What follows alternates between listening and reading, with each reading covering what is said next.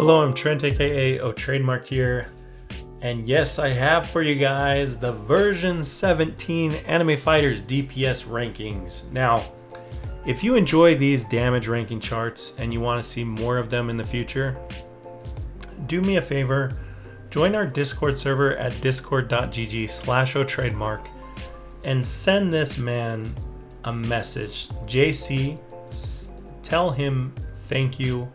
Thank you, thank you. Give him a million thank yous. I want him to be flooded with gratitude this week because JC is literally the reason why the past several damage ranking charts have ever seen the light of day. He once again single-handedly leveled all of the fighters, did all the testing, all the recording, took all the times. It's just, I don't think you guys realize exactly how much work it actually is to level and test and record every single one of the units that is on this chart. He is insanely generous with his time, not only with the damage ranking charts, but also as a moderator on the Discord server. He is just one of those people that I am so insanely lucky to have met. And so thank you so much, JC. I am truly indebted to you for all of everything that you have done for me, so thank you. Now let's hop into the DPS rankings here. This update is basically the update of the shinies. As you know, the shiny machine was introduced into the game, which made it so units like shiny divine fighters, which were basically non-existent unless you were insanely like lottery odds lucky, are now quite feasible to get. I mean, I say feasible, they're still very, very difficult to get, but now you're starting to see them on a lot of people's teams. So let's just go ahead and hop right into this. The top 4 fighters in the game: Holiday Baby, Red Bat, Engineered Alien, and Hernando. Now, really, it's the top 3 that I want to talk about because those are the 3 that are really in a league of their own. Padoro is only going to be available for a limited time. Holiday Baby, during this Christmas event, has currently the highest damage scaling in the game. I do want to talk about Femto because Femto actually has the highest attack count in the game at 15 hits. He has an insanely long ult charge, but his ultimate does an insane amount of damage as well. And so Femto is one of those characters who benefits more from the attack speed passives than any character in the game. Femto with like Ghostly or Blizzard or Godly is actually going to out damage Padoro.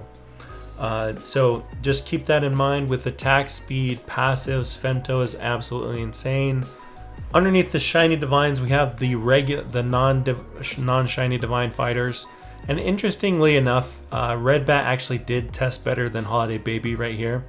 I assume that's only because of attack cycles. Red Bat probably had a really good attack cycle in the non-shiny version. It might have been due to latency as well. But usually Padoro's going to have like more consistently high damage per second than Red Bat in most scenarios. The only situations where that's not the case is, like I said, with attack speed passives. But underneath here we have Shiny Show and Shiny Milam. So the first 2 shiny secrets enter the scene. Shiny secrets are the same thing. They used to be insanely rare and insanely difficult to get, and now they're actually quite common. Show and Milam are now basically the top 7th and 8th fighters in the game, the shiny variants. And right underneath them is Shiny Madara. Now, Shiny Madara is a great fighter, don't get me wrong. Like I said, he's basically the 3rd best shiny secret. But because shiny divines require so much more XP to level, unless you're actually incubating him, it might be worth it to go for like a shiny. Like, I would prefer to level a Shiny Truth over a Shiny Madara just because of how much more XP Madara is going to take. Underneath Shiny Truth, we have non-shiny Mewtwo. Now, if you were to get a Mewtwo or a Padoro or a Femto non-shiny, you can see that they are still insanely good units. In fact, Padoro and Femto are better than any shiny secret in the game. Because of that, you want to be extremely careful when you are trying to convert one of these 3 fighters to shiny. You should never never be attempting to convert one of these 3 fighters to a shiny version at less than a 50% rate. I would never use less than 14 fruits at trying to convince trying to convert one of these 3 fighters. Comfortably, you would want to farm up at least 27 fruits so that you're at like a 75% or a 3/4 chance. But yeah, the higher the amount of divine fruits that you can get, I know it's incredibly hard to farm divine fruits or expensive if you're going the Robux route. But honestly, these 3 fighters are just such a league above everything else that you don't want to just try and risk it on a 5 or a 10% chance. You want to farm up the fruit to give yourself a reasonable chance to actually convert these into a shiny version so you can have one of the best units in the game. Underneath Mewtwo, we have Shiny Julius, who's still, again, a great shiny secret.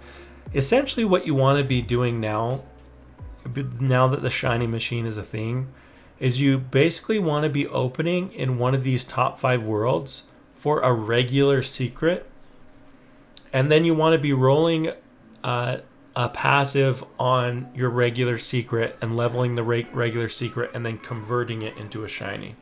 And then underneath Shiny Julius, we have Shiny Shinra. Now the top shiny raid fighter in the game is still insanely good. It's still very, very good. The thing about shiny raid units is that they have become easy to obtain. Previously, I always hyped up regular raid units, right?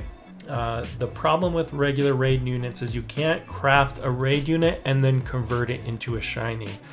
So instead, what you should be doing is you want to get a regular mythical, let's say from one of the top 3 or 4 worlds. Then you want to get your passive on that mythic, a really good passive, you know, like a mythical passive or a legendary passive that's very strong. And then you want to convert that mythical into a shiny mythic, and then you want to repeat that process with mythics that have no passive on them 4 more times, until you have 5 shiny mythics and you convert those into your shiny raid unit. The thing is, if we just scroll down here to where we have our top crafted character, right, Shinra, you'll notice that Hibana, the shiny mythic, is actually far superior to a Shinra. So why would you take 3 mythics and craft them into a regular Shinra when you could just take one of those mythics and convert it into a Hibana and just use Hibana because she's stronger. But yeah, now that this shiny machine is a thing, you really shouldn't ever be looking at the regular raid fighters. Now underneath Shinra, we basically just have alternating between shiny secrets and shiny raid units. Arguably, it's probably easier to go for the shiny secrets from like a mid-world than it is to farm, you know, farm and convert 5 mythics into shiny mythics from one of the higher worlds. So you could also go that route, like going for a shiny Joan of Arc instead of a shiny Rimuru or something. Any of these fighters you really can't go wrong with. In this mid area, you just pick anything that you go, if you get lucky with certain things, and it also depends on how many fruits you're getting.